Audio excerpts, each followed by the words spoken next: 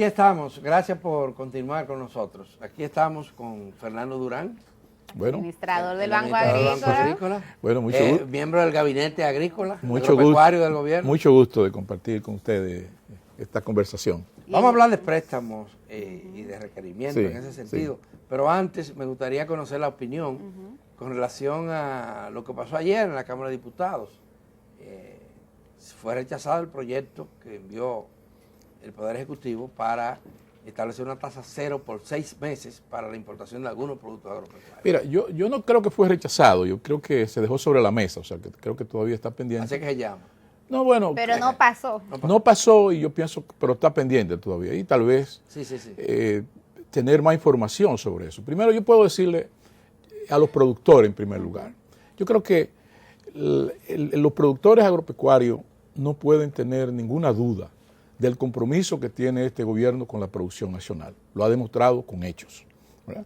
Y la mejor manera, decía alguien, que la mejor manera sobre todo de un gobierno demostrar sus prioridades es como usa el presupuesto del país. Y Luis Abinader, si hay un sector que le ha dado apoyo solamente al Banco Agrícola, yo lo he dicho, lo he repetido muchas veces, en los primeros 15 meses de gestión le transfirió 10.550 millones de pesos, ¿verdad? Que entre ellos 5.000 millones de pesos que se prestaron a tasa cero. Entonces yo creo que el compromiso del gobierno con el productor nacional no debe estar en duda. Existe una comisión recientemente formada por decreto del presidente de la República, la cual está presidida por el ministro de Agricultura. Nosotros somos miembros como Banco Agrícola. También está el Ministerio de Economía y Desarrollo, el Ministerio de Hacienda, Aduana, Impuestos Internos, varias instituciones, INESPRE. Y la idea de esa comisión justamente es determinar cuándo hay necesidad de importar en el país. Esa ley que está en el Congreso no es de aplicación automática, no es que todos los bienes agrícolas, los bienes de consumo del sistema alimentario del país tienen que pasar por un sistema de permiso que lo tiene que otorgar el Ministerio de Agricultura y se evalúa cómo está la producción nacional y en base a eso. Esto sustituye lo que está hablando esta comisión que se ha creado, lo que existía antes, el mecanismo que había creado el gobierno de las subastas, pero este más subasta a través de la Junta Agroempresarial. Pero este más que la subasta, porque las subastas solamente se limitaban al manejo del DERES Casta, a los contingentes del DERES Casta. Este es para todo lo que tiene que ver con importaciones agropecuarias. ¿Y los productores están ahí? Sí, o sea, de alguna manera la comisión no lo incorporaron. Sí, pero hay un sistema de consulta permanente con los productores. Sobre todo los productores avícolas, los productores porcícolas, los porcicultores, y los productores en general. Hay un sistema permanente de consulta con el sistema productivo del país. Eso, y otra medida o otro factor importante de esa ley es que solamente el Congreso puede poner impuestos, ¿verdad? Entonces, cuando se presentan estas situaciones de crisis, de coyunturas que requieren importaciones rápidas o atender necesidades así un poco urgentes, generalmente entonces se recurre de manera discrecional a otorgar permiso para importar, que se hizo mucho en todos los meses anteriores. Entonces, también existe detrás de esta ley la idea de que se establezca, y yo conozco que tanto el director de aduana como el director de impuestos internos le vivían reclamando al presidente de la República cada vez que se necesitaba otorgar permisos de manera discrecional, de que, bueno, la ley no lo contempla. Entonces, esta ley también busca regularizar eso, ¿verdad? Entonces yo creo que... Regularizar las importaciones. Regularizar ese sistema de permisos, ¿verdad? Permisología. La permisología. Y sobre todo, ¿qué es la razón principal en este momento, en esta coyuntura de dificultad que vive el mundo? Porque también hay que contextualizarlo. No estamos hablando de un momento cualquiera, estamos hablando de un momento difícil, donde hay una situación de distorsiones generalizada en el mundo entero, sobre todo de los precios de los productos, tanto de los productos terminados como de los insumos que se usan en la agricultura, porque esta ley está dirigida fundamentalmente a facilitar, a posibilitar que donde aparezcan insumos de bajo costo o convenientes para la producción, sobre todo materia prima para la producción de alimentos para ganado, para la fabricación de productos alimenticios en el país, como el caso de la leche en polvo, etcétera, que el país se beneficie de eso. Entonces, esa es la idea. Mira, cuando existía el sistema de subasta, para citar un ejemplo, por ejemplo, el ajo, la última subasta que se hizo semana antes del cambio de gobierno fue por 150,000 quintales de ajo. Y esa subasta significó que el consumidor, o sea, ese ajo que se importó bajo ese sistema de subasta, se vendía alrededor de 300 pesos la libra, llegaba al consumidor. Ahora, el promedio del ajo anda por los 120 pesos la libra. Esa diferencia en incrementos que incorporaba la subasta, bueno, porque se establecía, había un pequeño grupo, un pequeño número de importadores que compraban, que adquirían toda la subasta, incluso que les recompraban a otros que ya tenían subasta y ponían los precios que querían. El precio era alrededor de 300. El consumidor. Es el miedo que hay, Fernando. Claro, el consumidor llegó a pagar, en esa sola subasta, le costó a los consumidores más de 2.500 millones de pesos en sobreprecio del ajo. Estamos hablando, entonces, justamente... El ajo era que se asociaba a Peralta. Claro, bueno. ¿Qué cosa? Bueno, ¿y qué es lo que... ¿Cuál es lo que tú quieres decir? No. Yo lo que quiero decir es que el consumidor, que nosotros estamos tratando de proteger al consumidor. De manera, por ejemplo, ¿qué cosa le preocupa y nos preocupa a todos y particularmente al presidente de la República en todo esto? El precio de las carnes. Se habla mucho de que... Los aceites. Bueno, sí, pero de las carnes.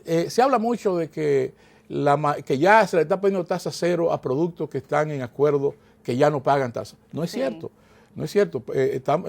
Acuerdo con el Derek Casta y que paga de tasa cero solamente tenemos con los Estados Unidos y los países centroamericanos del Derek Casta, que no son productores importantes, al contrario, ellos son importadores.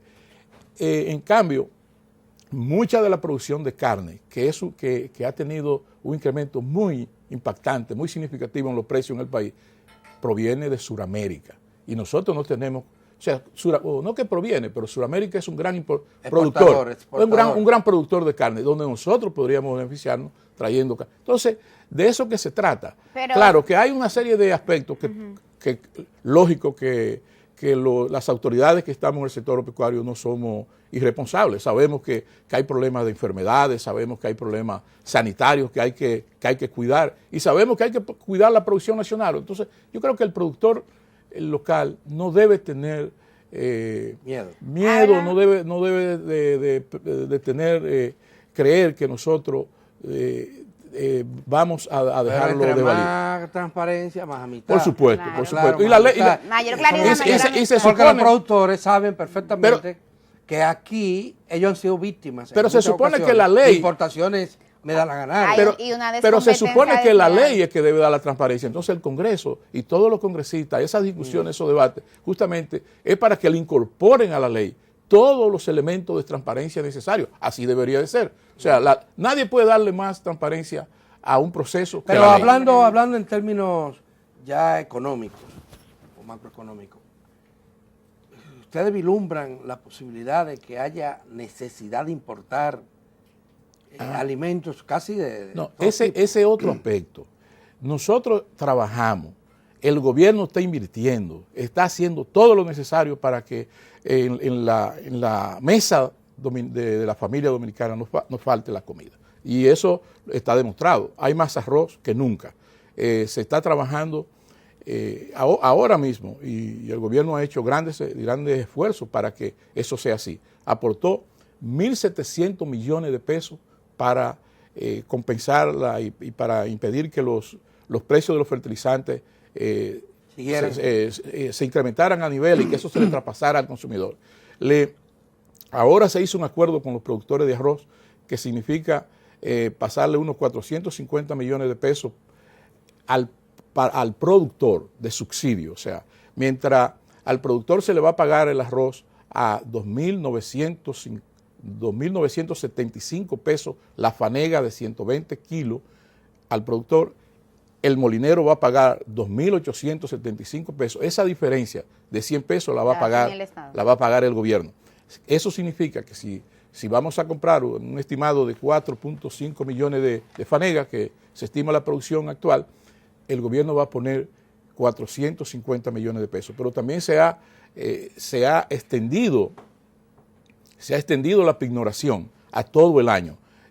Hasta ahora se hacía solo por 7 meses, también para darle garantía de que toda la cosecha se pueda adquirir y mantener en los almacenes, ¿verdad? Y que el gobierno, asumiendo los costos, el pago de los intereses de los préstamos a los molineros, el pago del seguro que conlleva mantener un almacén lleno de arroz y el pago del almacenamiento, que también tiene costo. Todo eso lo va a asumir el gobierno. También ha asumido un aporte de 25 millones de pesos para adquirir semilla certificada, semilla mejorada, que también ¿semilla mejorada de qué? ¿De arroz? De arroz también. O sea, que el gobierno está muy atento a que el sistema agrícola del país esté funcionando y esté, apoyado por el gobierno. Sí, sin embargo, he oído voces, me gusta siempre escuchar distintas voces que cuestionan el impacto que están teniendo estas políticas. Hablemos, por ejemplo, del caso de los productores con el tema de tasa cero que tú mencionabas al principio. ¿Tú pudieras, con nombre y apellido, ver? Mira, yo he visto... Yo he visto que no hay, cuando las personas hablan de oído, porque le dicen, porque las cosas que se comentan, y no se informan, no buscan información. Cuando uno mira las estadísticas, yo te voy a citar, porque se confunden dos cosas. Se confunden volumen de importación con precio y con la cantidad de dinero invertido en esa importación. Se confunden esas dos cosas. Miren, en el 2018, el país importó 1.402 toneladas, 1.402 millones de toneladas de maíz. Esos son alrededor de 30 millones de quintales de maíz, pero 1.4 millones de toneladas. Y pagó 247 millones de dólares por eso. Oye bien, 2018. En el 2018, 1.402. En el 2021 importó 1.408 toneladas de maíz. O sea, importó 6.000 toneladas más.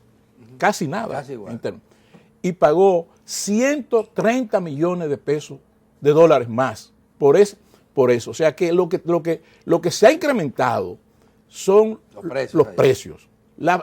Y cuando uno mira las series estadísticas, aquí por ejemplo, en el 2020 se importaron 67.000 toneladas de habichuela, se importaron en el 2020, y en el 2021 lo que se importaron fueron 47.000 toneladas de habichuela, o sea, 20.000 toneladas menos. Y tú me dices, bueno, el 2020 ya el gobierno está. No, la habichuela, lo que está registrado en el 2020 fue la habichuela que se sembró en el 19. En el 19, porque la habichuela se siembra en noviembre. Claro, sí, en noviembre. Se siembra en noviembre y se cosecha en febrero. Entonces, bastante corto. Sí, bastante. Entonces, la habichuela que se registró en las estadísticas, y ahí está la página de agricultura. Nomás tienen que ir a la página agricultura.gov.do. Y ahí están todas las estadísticas. Hay una página de importaciones. Entonces, cuando uno mira las series estadísticas, no es verdad. Es posible que haya cambio en términos de un año más, un año menos, pero en términos de periodos largos, el país no es verdad que esté importando más que lo que y si nos vamos al crédito, eso te iba a preguntar, si nos vamos al crédito, lo que hacen, pero señores, solamente dinero fresco, este gobierno le inyectó al Banco Agrícola 10.550 millones de pesos en los primeros 15 meses que se le ha facilitado al productor a tasa cero. Miren. Hablando un poco de las condiciones para facilitar eso, se ha disminuido el término de la burocracia y qué tanto ha llegado a los pequeños productores, que es una de las quejas. Ese es otro tema. Yo lo decía en un acto el domingo en Ranchito y le daba una lista de asociaciones de productores para que le pregunten y no lo pregunten. Hay casi 12,000 pequeños productores. Y sí hay algunos productores, digamos, pero nunca nadie recibió de manera individual más de 10 millones de pesos a tasa cero. Nadie. O sea, hay cooperativas, por ejemplo, yo sí estaba ahí. Porque ese dinero era para pequeños productores. Para pequeños productores, fundamentalmente. En la feria que se acaba de celebrar, la feria agropecuaria que se acaba de celebrar, el Banco Agrícola recibió solicitudes de préstamo. Ayer tarde me entregaron la relación, por alrededor de 1.947 millones de solicitudes. Ahora, el patronato de ganaderos nos solicitó que como un incentivo para que abriéramos un plan a tasa cero. Y nosotros dijimos, mire, ok, ustedes, el patronato, dispone de 100 millones de pesos para que a los miembros de su patronato se lo presten a tasa cero. El Banco Agrícola no intervino en eso. El patronato escogió los productores y ellos también nos dijeron que se lo distribuyeron a las diferentes asociaciones.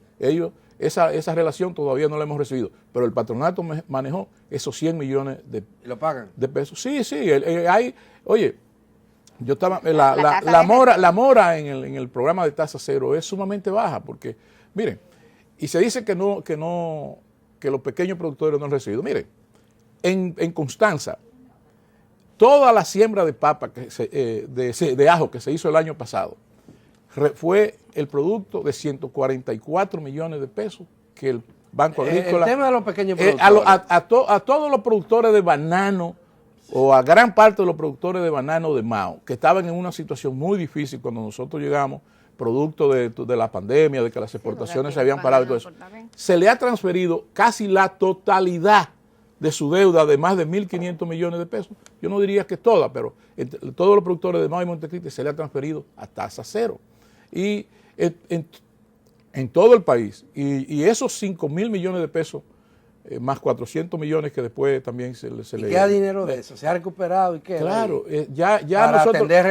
nosotros llevamos casi 8.000 millones de pesos prestados a tasa cero, producto de las recuperaciones, porque el dinero es revolvente. Nosotros le preguntamos, porque una vez tuvimos aquí a pequeños productores que decían que cuando fueron a requerir ese dinero ya se había acabado. Sí, y es cierto, pero nosotros en la medida que vamos y sobre todo estamos tratando de atender. Miren, yo estuve el día pasado por Alto Mayor y una cooperativa nos trataron ese tema de que no había recibido tasa cero. Y inmediatamente nosotros tomamos medidas, dispusimos que se le facilitaran, que se hiciera un programa con ellos de 60 millones de pesos y para los productores de cacao, porque todo esto es muy dinámico, ¿verdad? En el caso del tabaco... Son cultivos rentables.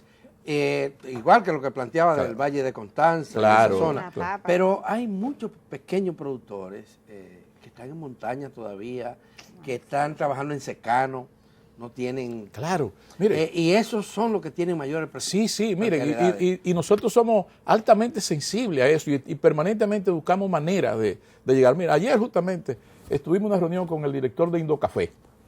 Nosotros queremos, desde muy temprano en el gobierno, el presidente se reunió, el café, porque esa es otra, la producción de café durante el periodo de gobierno pasado, prácticamente el país pasó de ser un gran exportador de café a ser un importador importante de café. Pero eso bueno, eso tiene muchas causas, pero bueno, nosotros estamos buscando... Sobre todas las plagas. Pero nosotros estamos tratando y hay un gran apoyo en este momento, y hay un gran programa. Justamente ayer designamos una persona en el banco solo para darle seguimiento a los pequeños productores de café. Y déjeme decirle... Oye, Rufino, porque nos cuente después. No, todos esos proyectos, asociaciones de café del sur.